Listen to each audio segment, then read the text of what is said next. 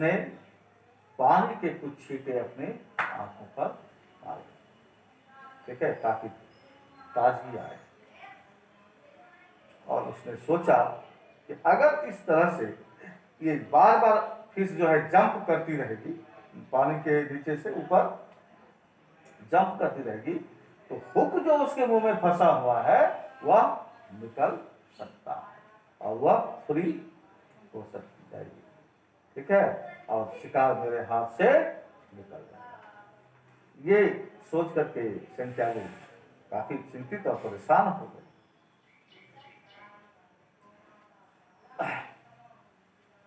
इसलिए उसने अपने आप को काफी सावधान रखने का कोशिश किया, अलर्ट रहने का कोशिश किया कि ताकि इस तरह की कोई गतिविधि नहीं हो जिससे कि उसके मुंह से हुक निकल जाए और वो फ्री हो जाए, ठीक है। उसने पानी के कुछ छींटे poured some water over his head, पानी के कुछ छींटे अपने फेस पर और माथे पर डाले। He rested and pulled the line alternate. The marlin circled 7 times, and every time Santiago thought that he would harpoon the fish.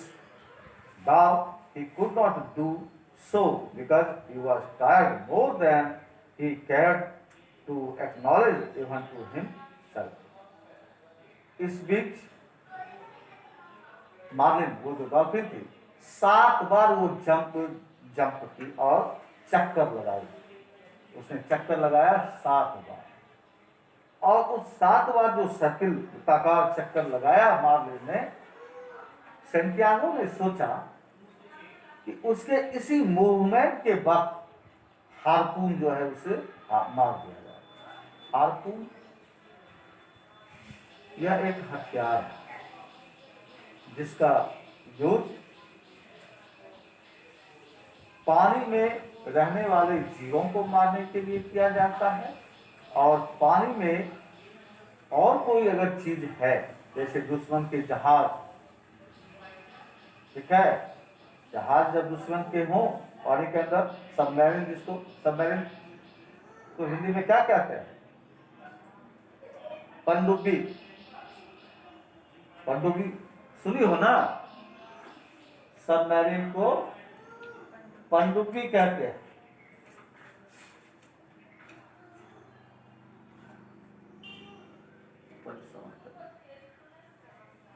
ठीक है,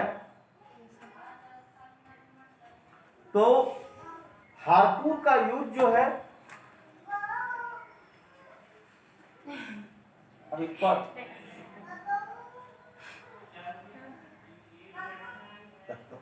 लगा करके अभी पर बाद में ठीक, अभी खेलो।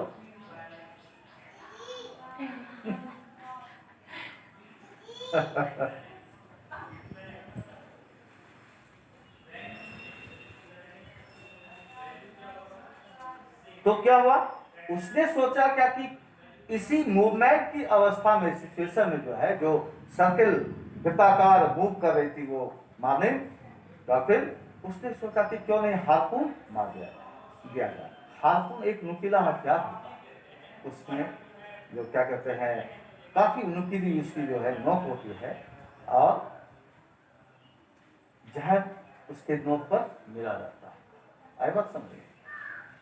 तो समुद्र में बड़े मछलियों का शिकार जो पहले जो किया जाता था प्राचीन समय में, यानी कि पहले के समय में, ठीक है, समुद्र में जो मछलियों का शिकार, बड़े मछलियों का जो शिकार किया जाता था वो हार्पून के द्वारा, और अभी भी हार्पून के द्वारा शिकार किया जाता है, लेकिन अभी के हार्पून और उस समय के हार्पून में अंतर हो गया है। क्या अंतर हो गया है, उस समय लोग पारंपरिक ढंग से जो है हार्पून का यूज करते थे, यानी वह तीर के समान होता है, इतनी तीक्ष्ण होती है उसकी नोक कि किसी भी मछली को, बड़े मछली को अगर मारा जाए वो अंदर तक समा जाए, और उसी हार्पून के क्या कहते हैं, दूसरे सिरे पर वो पतली सी डोरी बंधी रहती है, ताकि हार्पून लगने के बाद मछली जो है ग्रेट स्पीड से जो है वो तैरती है, बड़ी तीव्र गति से जो है समुद्र के पानी के नीचे वो तैरती है, और मीलों दूर तक वो तैरती रहती है।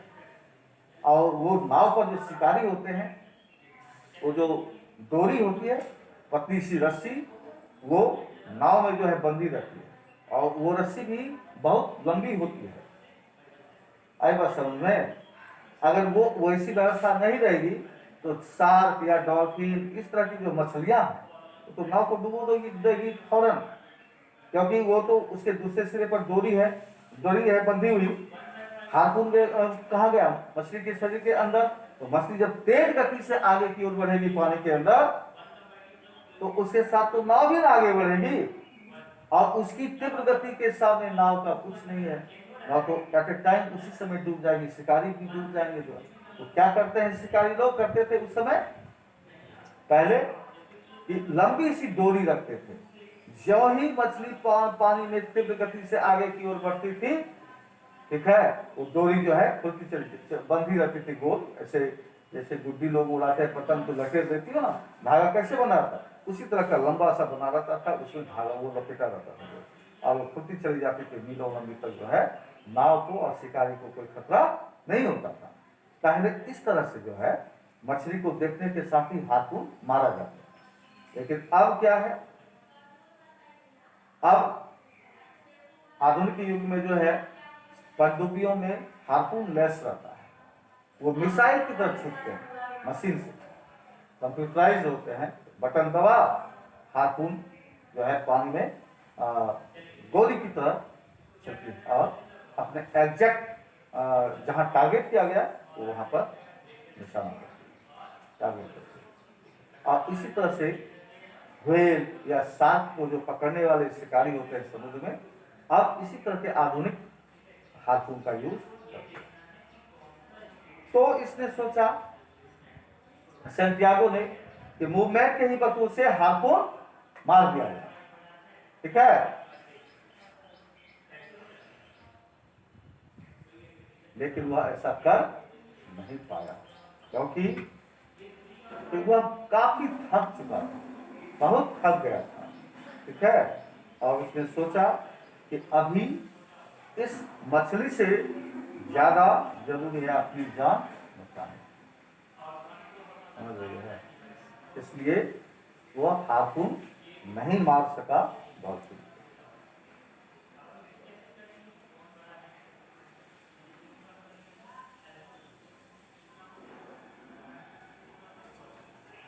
Anyway, he had reached a state when it mattered little who killed who. Santiago was sure that the fish was going to die soon. He knew that he had to live and the fish had to die. On the seventh circle, gathering all his strength and pride, he was successful in harpooning the heart of the fish.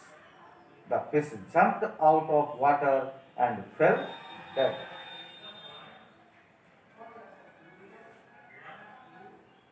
इसी उधेड़ बुन में Santiago ने सोचा कि भले ही कुछ समय और इंतजार करना पड़े, कुछ संघर्ष और करना पड़े, लेकिन ये फिश तो मरेगी ही मरेगी, शीघ्र ही मरेगी, और मैं जीवित बच जाऊंगा। इसलिए सातवां चक्कर जब उसने लगाना शुरू किया, किसने? मार्लिन ने, डॉल्फिन ने, उसने अपने शरीर की पूरी एनर्जी, स्ट्रेंथ जो है वो एकत्रित की, और पूरी ताकत के साथ जो है डॉल्फिन के हार्ट में उसने हार्पून भोंक दिया उसके हार्ट में।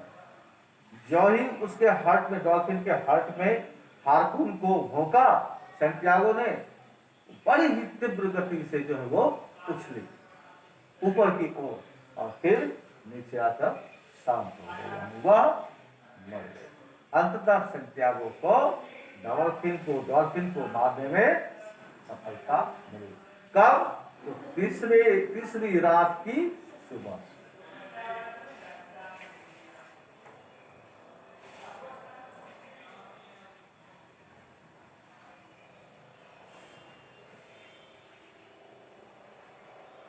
The old man looked at the fish carefully and lovingly touched it. वह बूढ़ा व्यक्ति आश्चर्यचकित हो करके डॉल्फिन को यानी फिश को देख रहा था। ठीक है, और बड़े ही प्यार से उसने उस मरे हुए डॉल्फिन को टच किया। The fish was more than 1,500 pounds, and it was a dream come true for the old man. He thought that even DiMaggio would be proud of his achievement. उस मार्लिन की वजन 15 pound थी, समझ गए? अब 15 pound और 1 pound जो होता है वो शायद 1 केजी से कुछ ज्यादा होता है ना? क्योंकि हर जगह हर चीज को मेजर करने के अलग अलग मेजरमेंट होते हैं। हमारे यहाँ किलोग्राम से का यूज होता है किसी भी चीज को मटेरियल नाउन को मेजर करने के लिए। कहीं कहीं पाउंड का भी यूज होता है। अब तुम मार्केट जाती हो किसी के बर्थडे पर या किसी और सेलिब्रेशन पर केक लेने के लिए, वहां किलो के हिसाब से केक नहीं मिलता है। मिलता है क्या? पाउंड के हिसाब से देता है। यही अब 15 पाउंड देखना होगा, मुझे कैलकुलेट करना होगा कि कितने किलो हुए यहाँ के हिसाब से। तो 1500 पाउंड उस मार्लिन की वजन थी। And it was a dream come true for the old man, और उस वृद्ध व्यक्ति के लिए यह एक स्वप्न के समान था। उसका जो स्वप्न था, उसका जो सपना था, वह सत्य हो गया। ठीक है, he thought that even DiMaggio would be proud of his achievement. उसने सोचा कि जिस प्रकार से डिमैजियो बेसबॉल का जो प्लेयर था, एड़ी की हड्डियां टूट जाने के बावजूद भी उसने जो सफलता हासिल की और उस वक्त जो उसे गर्व महसूस हुआ था, सेम वही गर्व, वही प्राइड जो है अभी कौन महसूस कर रहा था? Santiago was feeling such as pride.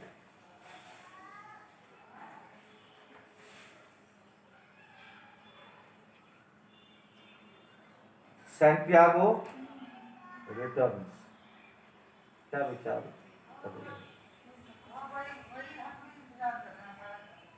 ये लाइन सैंटियागो रिटर्न्स, सैंटियागो की वापसी। कहां? समुद्र से घर की ओर।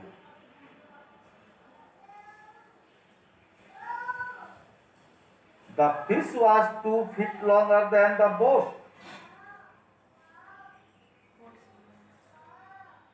उस फीट की लंबाई उसके नाव से 2 फीट ज्यादा थी, यानी जितनी लंबाई उसके नाव की थी, बोट की, ठीक है, उससे 2 फीट ज्यादा थी। However, Santiago with some efforts tied it to the boat, stayed up the mast and set sail moving southwest. फिर भी सैंटियागो ने कस करके उस मछली को नाव से बांध दिया और साउथ वेस्ट यानी दक्षिण और पश्चिम दिशा, दक्षिण पश्चिम दिशा की ओर प्रस्थान किया, जिधर उसका घर था, किनारे की ओर। The trade wind blew favourably. Trade wind समझती हो? ट्रेड विंड क्या होती है? व्यापारिक हवा, व्यापारी हवा। भूगोल ज्योग्राफी पढ़ा था तुम लोगों ने? 10th क्लास में ट्रेड विंड जरूर पढ़ा होगा। ट्रेड विंड का मतलब ये हुआ कि वह समुद्र में वो हवा जो समुद्र में चलने वाले जो ट्रेडर्स होते हैं, व्यापारी वगैरह होते हैं, बिजनेसमैन होते हैं, या जो फिशरमैन होते हैं, उसे हेल्प करती है उसे आगे बढ़ने में। ट्रेड विंड ने भी हेल्प किया किसको? सैंटियागो को।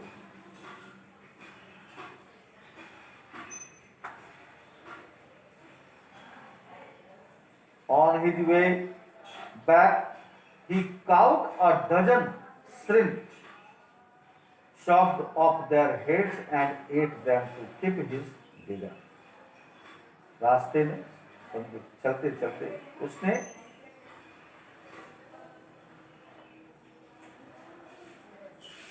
उसे जो है लगभग 1 दर्जन के करीब श्रिम्प, अब ये देखना होगा, ये छोटी मछली का एक प्रकार है, ठीक है। उसने लगभग 1 दर्जन छोटी छोटी मछलियों को पकड़ा, ठीक है, और उसके हेड को चॉप किया, यानी काटा, और उसे कच्चा ही खा गया, अपनी मजबूती को, अपने एनर्जी को, अपनी ताकत को बरकरार रखने के लिए, ठीक है।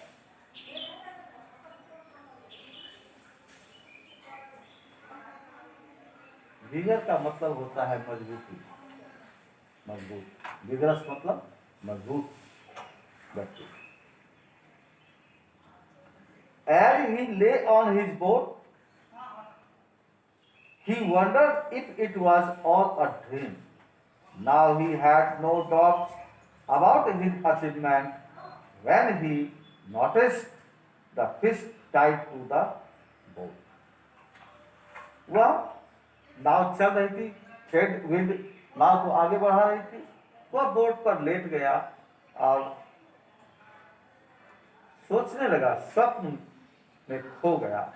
उसे लगा कि आज उसने जो है बहुत बड़ी उपलब्धि हासिल की है। और बीच बीच में कभी कभी वह नाव से बंधी हुई मछली को भी देख लिया करता था कि वो है या नहीं सुरक्षित, क्योंकि उस जो बंधी हुई मछली है, तो समुद्र में रहने वाली जो 7 मछलियां हैं, वो बहुत बड़े खतरे का कारण बनती हैं। कल भी मैंने yesterday I also told you कि खून का रिसना जो है मछलियों के लिए बड़ा ही घातक होता है, ठीक है, और वो एट ए टाइम आक्रमण कर देती है जिधर से खून का रिसाव होता है, जहां से जिस दिशा से समुद्र में। तो उसे यह भी डर था कि कहीं शार्क जो है आकर के इस मालिन को खा नहीं ले, इसलिए बीच में कभी कभी देख ही लिया करता था कि मछली बंधी हुई है या नहीं, ठीक है। अब the attack of the sharks, शार्कों का आक्रमण अब होगा।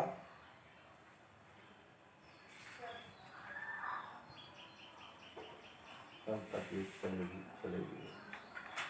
आज यहीं तक रहने दो, है ना।